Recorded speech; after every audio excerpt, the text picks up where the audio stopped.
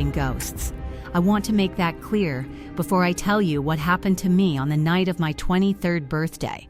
Because if you'd asked me a year ago whether I thought the paranormal was real, whether I thought the dead could reach back and touch the living, I would have laughed. I would have told you it was all tricks of the mind, shadows playing games, overactive imagination. I don't laugh anymore. What I'm about to share with you is something I have never told anyone in full, not my family, not my closest friends, because every time I've tried, something stops me. A feeling, a pressure behind my eyes, a cold certainty that talking about it might invite it back. But I can't keep this inside anymore. So tonight, I'm going to tell you everything. My 23rd birthday fell on a Saturday, October 15th, the kind of autumn night where the wind moves through the trees like it's searching for something, dry leaves skittering across the pavement, the sky a deep bruised purple even by early evening, the kind of night that feels like it was designed for something to go wrong. My friends had planned a small gathering. Nothing extravagant, just 6 of us at the old rented house I'd been living in for about 8 months, a tall, narrow 3-story building on the edge of town, the kind with creaking hardwood floors and a basement that nobody used because the light down there had been broken since before I moved in. The landlord kept saying he'd fix it. He never did. I loved that house though, or I thought I did. We had music, cheap decorations from the corner store, a cake my friend Priya had baked herself, chocolate with orange frosting, because she knew I loved Halloween aesthetics even when it wasn't technically Halloween yet. My other friends, Marcus, Dev, Lena, and a girl named Sasha who I just started getting close to, were all there by 7. For the first 2 hours, everything was perfect. We ate, we laughed. Marcus kept doing impressions of our old professor that had all of us in tears. Sasha and I sat close on the couch, talking quietly in that way, where the rest of the room seems to fade out. Priya lit the candles on the cake and they all sang to me, off-key and beautiful. I made a wish. I blew out the candles. I don't remember what I wished for. I wish I did, because I think about that moment a lot now. The last truly light moment of that night, the last time I felt completely, fully safe in my own home. It started just after 9 o'clock. Dev was in the kitchen refilling drinks when he came back into the living room with a strange look on his face. "Hey," he said, "is someone else coming tonight? Did you invite someone else?" I shook my head. "No, just us." "Why?" He glanced back toward the hallway. I heard knocking, coming from the back door. We all paused. The back door of the house opened into a narrow alley that ran behind the row of properties. There was no reason for anyone to be back there. No reason for anyone to knock on that door. "Could be a neighbor," Lena suggested. "At 9 on a Saturday?" Marcus raised an eyebrow. I stood up. "I'll check." "Don't be that person," Sasha said, half joking, half not. "The one who goes to check the weird noise alone." I laughed. We all laughed. I went to check anyway. The hallway was darker than I remembered. I know that sounds strange. It was the same hallway I walked through every day, but that night it felt longer somehow. Like the distance between the living room and the back door had quietly stretched itself out when no one was looking. I reached the door. I hesitated with my hand on the handle. And then, from the other side of the door, I heard it. Not knocking this time. Singing. Soft, barely audible, in a voice that sounded like it was coming from somewhere far underground. A child's voice. Singing Happy Birthday. My blood went cold. I stood there, I don't know how long. 5 seconds. 20. An entire frozen minute. The singing continued, slow and tuneless, the words slightly wrong, like someone who had learned the song phonetically without understanding what it meant. Then it stopped, and in the silence that followed, I heard something press flat against the other side of the door. Like a hand, like a face. I stepped back. I didn't open the door. I walked back to the living room on legs that felt like they belonged to someone else, and when Sasha looked at my face, she immediately asked what was wrong. "Nothing," I said, "just the wind." But my voice gave me away, and for the rest of the night, none of us felt quite as comfortable as we had before. An hour passed.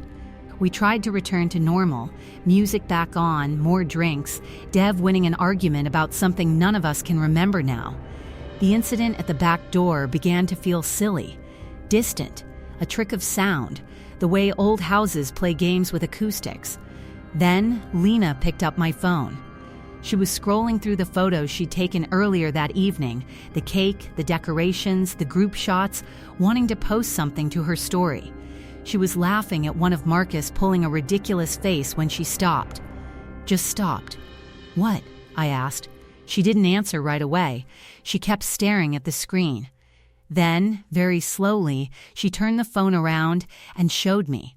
It was one of the group photos. All 6 of us arranged in the living room, grinning, the birthday banner visible in the background. A completely normal photo.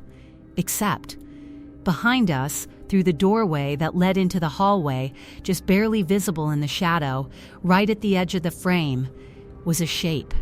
A figure, small, child-sized, standing perfectly still, facing us. You couldn't make out a face.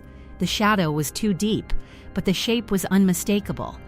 A small person, standing in my hallway watching us celebrate. The photo had been taken at 7:45, nearly 2 hours before Dev heard the knocking at the back door. Whatever it was, it had been there first. The room went quiet in a way I've never experienced before or since. Not the comfortable quiet of late nights and shared company. A sharp, brittle quiet, like glass right before it breaks. "That's not real," Marcus said. But he said it in the voice of someone hoping to be agreed with, not someone who actually believed it. Dev zoomed in on the figure. The image pixelated, but the shape remained, still, watching.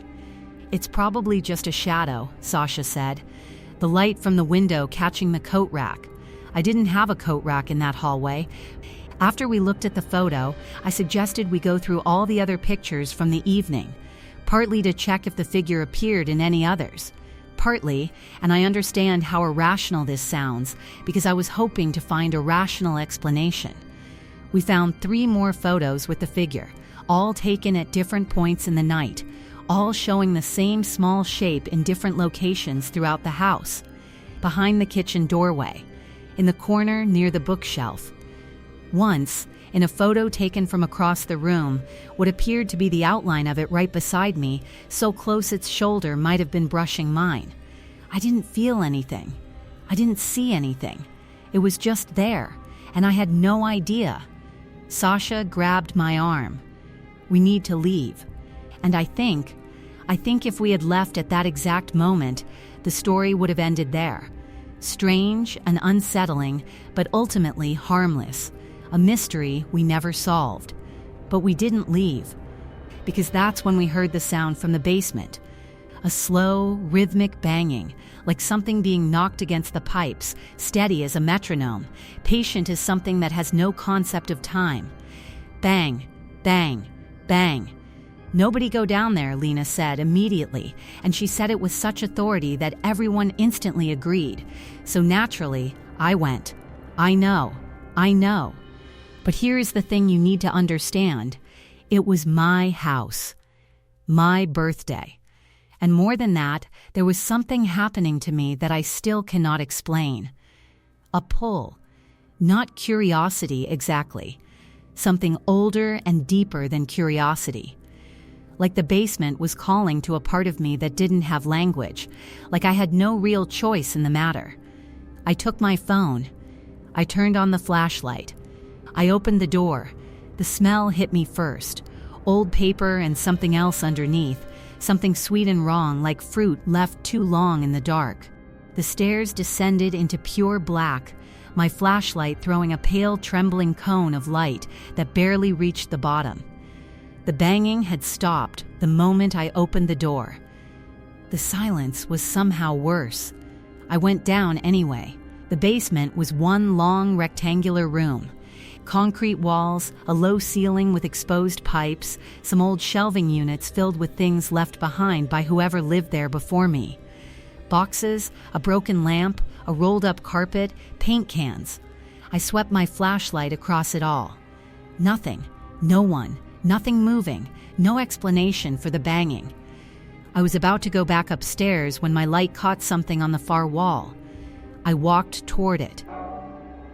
It was writing, scratched into the concrete itself, in letters that were small and uneven, like they'd been made by a child or by someone working in complete darkness.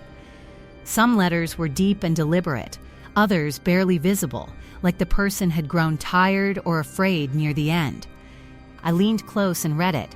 The message was 7 words. She didn't leave. She never left here. My flashlight flickered. Once, twice, and in the half-second of darkness between flickers, I felt breath on the back of my neck. I spun around. Nothing. Empty room, shelving units and boxes and silence. But on the floor, and I will swear to this for the rest of my life, there were footprints in the dust. Small ones, child-sized, leading from the far corner of the basement to where I was standing, stopping directly behind me. I got back upstairs. I don't remember climbing the stairs. I remember being at the bottom, and then I was at the top, gripping the doorframe. My friends crowded around me in the doorway, asking what was wrong. Why was I shaking? What was down there? I told them about the writing. I told them about the footprints.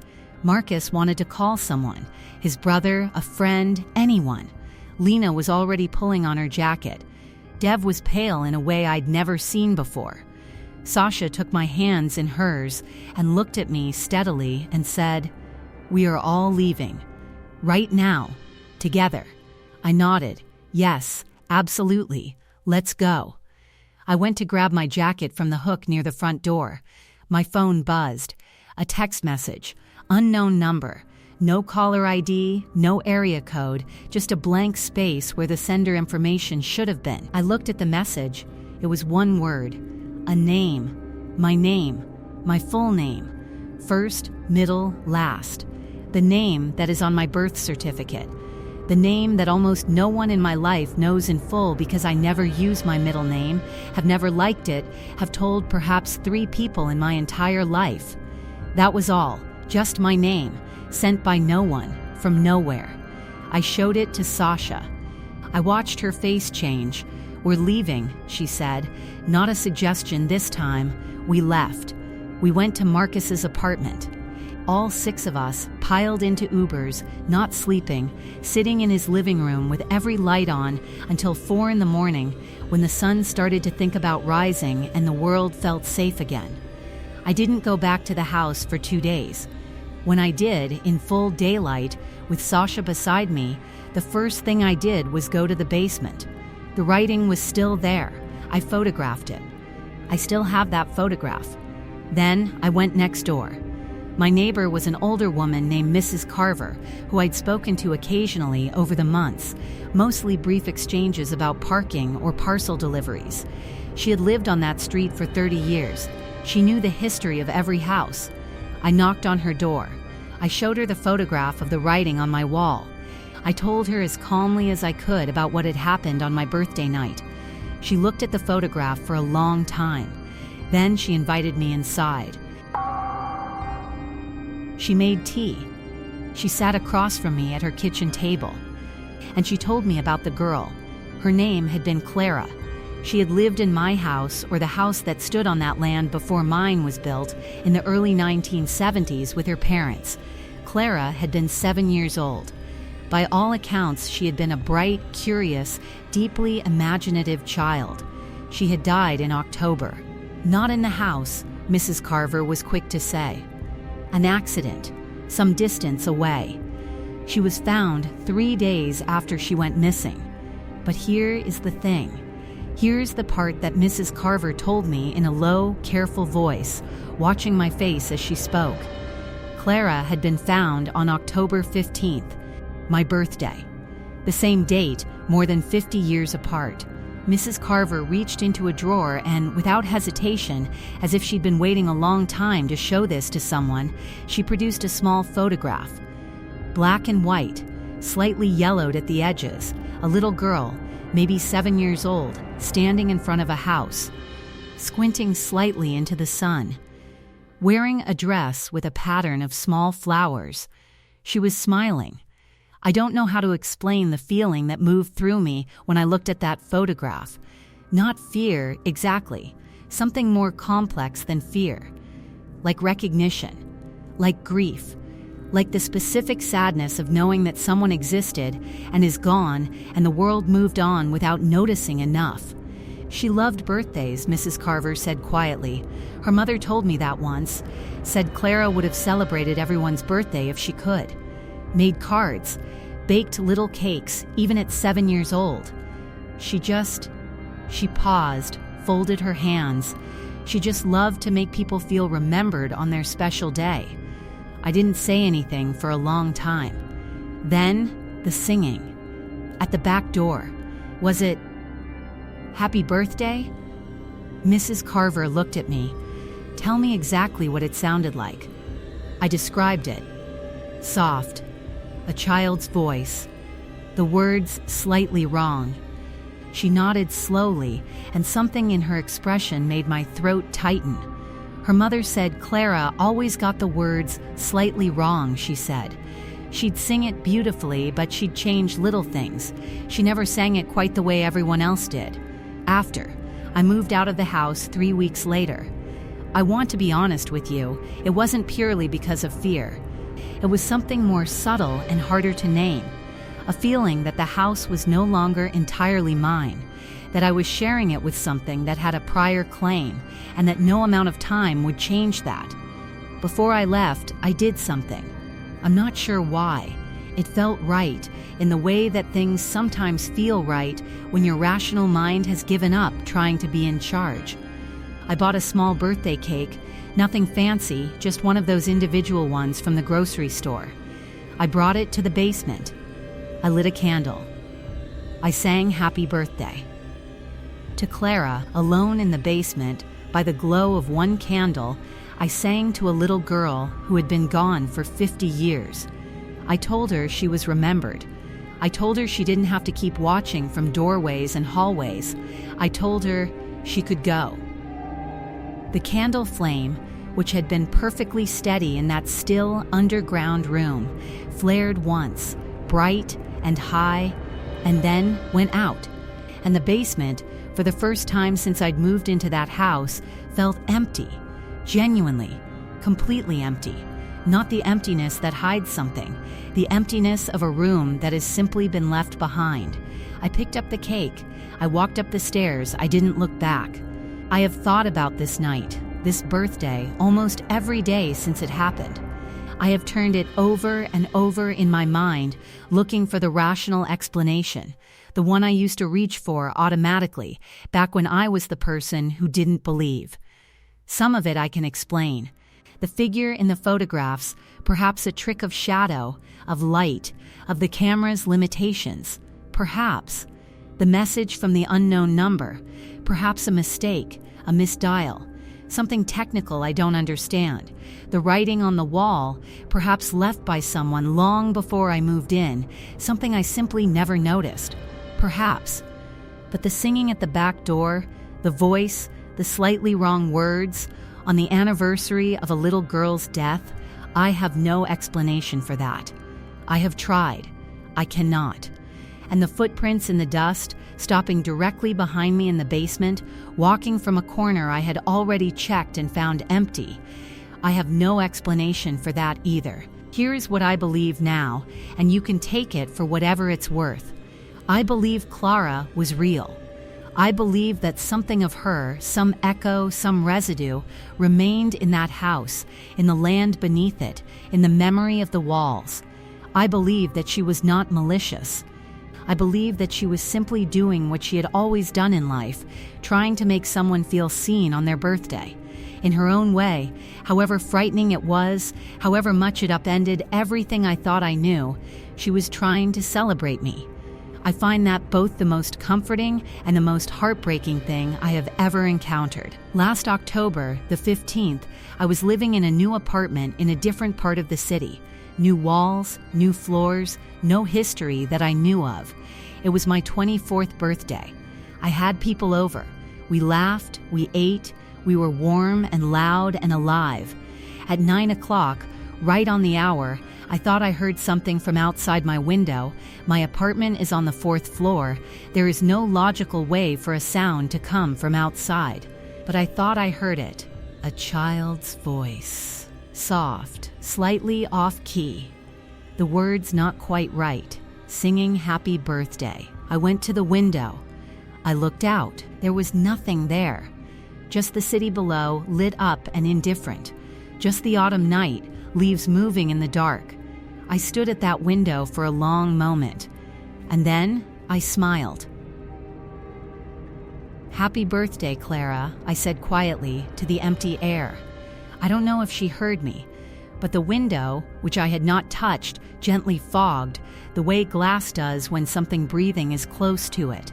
And in the fog, barely visible, gone within seconds, the shape of a small handprint. That's the story. All of it, every part I've been carrying for the past year. I'm not asking you to believe me. I know how it sounds. I know what I would have said if someone had told me this story a few years ago. But if there's one thing this experience gave me, beyond the sleepless nights, beyond the fear that crept into corners I thought were safe, it's this. Some things don't let go easily. Some presences anchor themselves to places and dates and feelings. Not always out of malice, sometimes out of something that in life we would simply call love. Be kind to the places you inhabit. You never know who lived there before you. And the next time your birthday comes around, blow out your candles slowly. Make sure your wish counts. Because somewhere, in some version of the dark, someone might be celebrating with you. Thank you for watching. Stay safe, and good night.